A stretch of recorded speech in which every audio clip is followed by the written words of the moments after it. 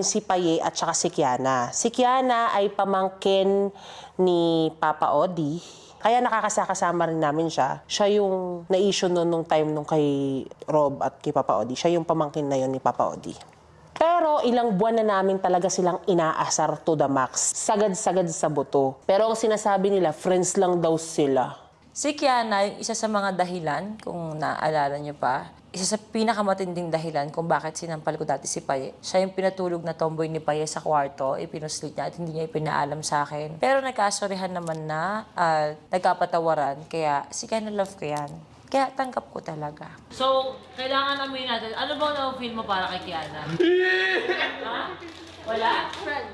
Friend mo siya? Friend? Eh bakit sa car? Kailangan nakaganyan yung paa mo sa kanya. Friend ba to? Kailangan pinaparamdam mo yung init ng likod ng tuhod mo? Anong feelings mo para kay Paye? Friend din kasi na friend zone ka, pero may feelings ka talaga. Shit. Ha? Ano? Hindi nakakala. Ha? Ano nga nang feel mo para kay Paye? Ano? Ano? Friends. Ba't ang tagal mong isipin bago yung ano? Bago ka sumagot, ang tagal. So never mo siya naging crush? Si Paye? Oo. O, taka na yun!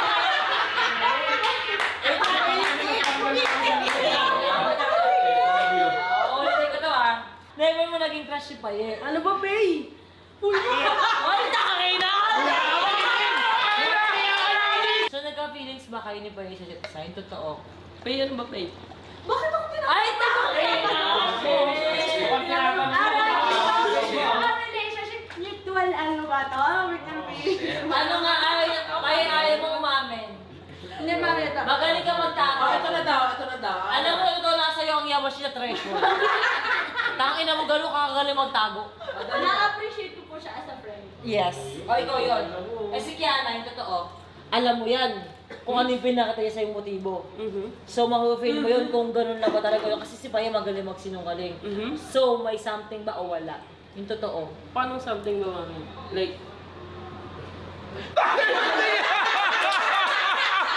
Tangina sabi ni Kiano! ba't kasi nagsisinungaling ka, Paye?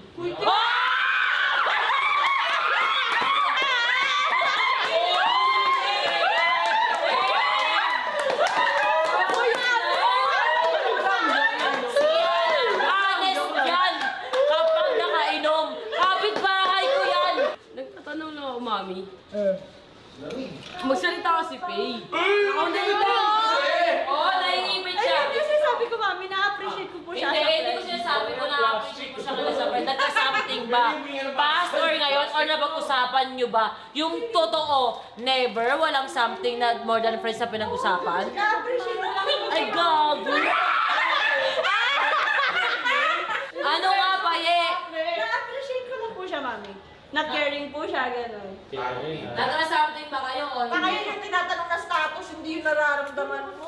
Ayaw mo. Pero ito, may tanong ako sa'yo. Nakapunta ka na ba ng maraming kasama si Kiana? Opo, nung nagpunta ko muna. O bakit nung nakaraan sabi mo Bakit hindi? nakaraan sabi mo hindi? Eh, bakit kasi sinabi mo po, pumunta po kami sa kanila mismo. So, yung pala, nagsinungaling na si Sabi sa'yo, Paye. Paye, huwag tayo mag-iinom dito. Mali. So, ano nangyari? Napaasa ka ba niya? May, alam mo yung feeling na yun eh. Alam mo kung friend lang o hindi eh. Oh, putang ina. Ano nga? Ano ka ba? Si Paye hindi na amin, promise. Oo. So, friends lang talaga kayo? Pinatitigan niya! Hindi na kay Paye! Paano mo nasabi na hindi nga kayo basta friends lang? Bakit inaano mo si Paye? Lolo, magsabi ka, gano'n. Ano ba yung something na nangyari na masasabi mo na hindi lang kayo basta friends? Ano yung pinakita sa'yo yung motibo ni Paye? Magpapasko na, baka mali yung pagbigyan kayo.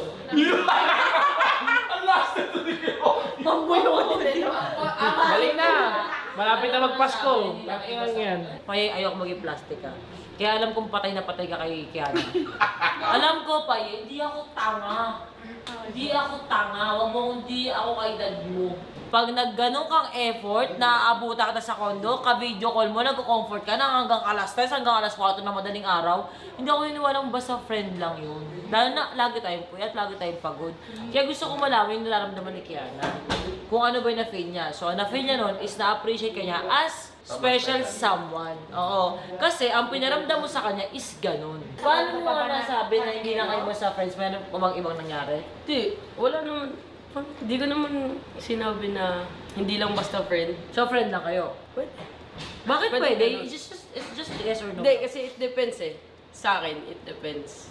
Kaya ko kasing kontrolin yung akin.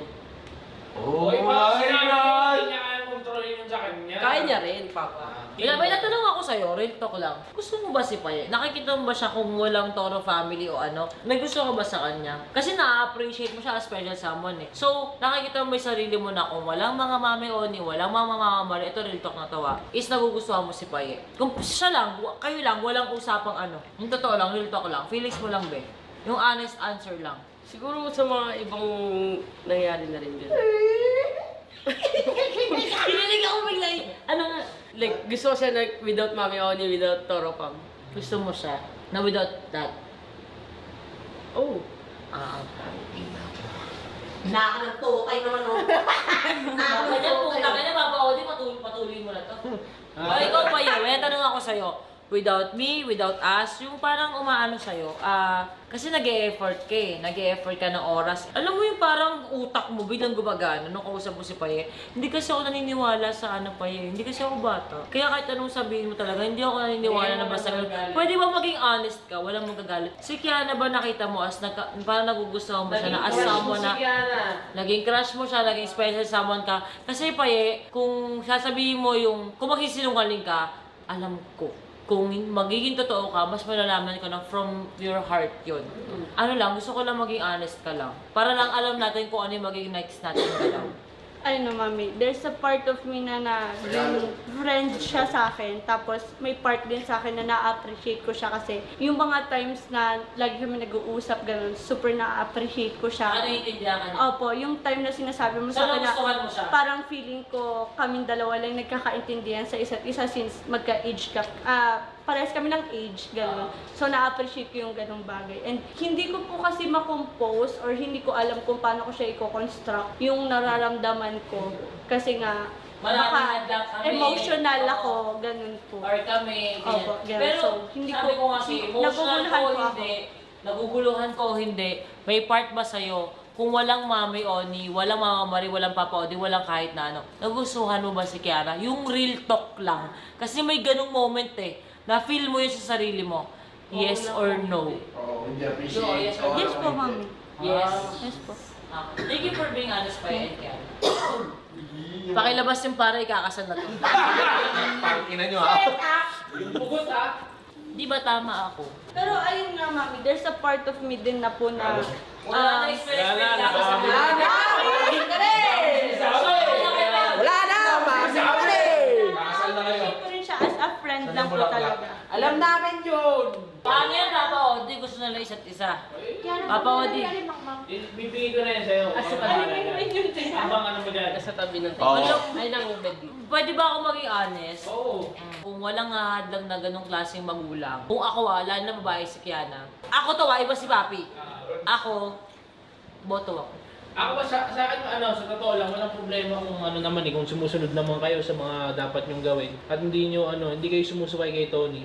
Why not? Di ba? Ako- Wala naman kayong tatapakan na iba eh, kayo, Yes. kayo naman yan eh. Pangina nyo, kinikilig sila dalawa sa sitwasyon. Hindi kasi ako pa Kiana, kung sakalang magkaroon kayo ng aminan, tapos maging kayo talaga. Ako sa totoo lang nga Paye, for the first time, ako boto ako. Hindi, ako love ko si Kiana. Pero ang akin, hindi ko kilala yung kapatid ko when it comes sa relationship. Parang hindi mo siya pinagkakatiwalaan. Para sa Para sa? parehas kayong babae. Kumbaga ako hindi ko siya kilala. Nasabi ko, okay naman yung kung paano mo kay trato, princess treatment, lahat ng gusto kong pagiging babae ko nabibigay mo. Pero napaisip lang sa isang bagay na alam ko kung pangangailangan ako bilang babae, hindi mo nabibigay na. Alam kong hindi ko kayang panindigan to. At one day magloloko ako sa'yo. Masakit sa'yo yun na bilang ikaw. Pusong lalaki ka pero babae ka na, may hanapin ako ibang wala sa'yo. Pero ate, na-open up ko na yung ang kay akin Faith. kasi, At na-open up na kayo sa ganung sitwasyon? Eh, na-open up ko na Okay, sige. Anong open up na yun? Mamaya natin. naman, hindi ko pa siya kilala sa relasyon kung paano ba siya. So, Ano malalaman kung hindi siya susubukan? hindi, ang akin lang. Ang akin lang. Ah. Alam mo, Kiam, wala akong problema kung maging kayo or what. Pero ang akin lang, Wala, pinili nyo yan. Pag nagkasakitan kayo, hindi eh. Oo. Masakit lang din para sa akin kasi nagkita eh. Pero kung magiging sila, magiging support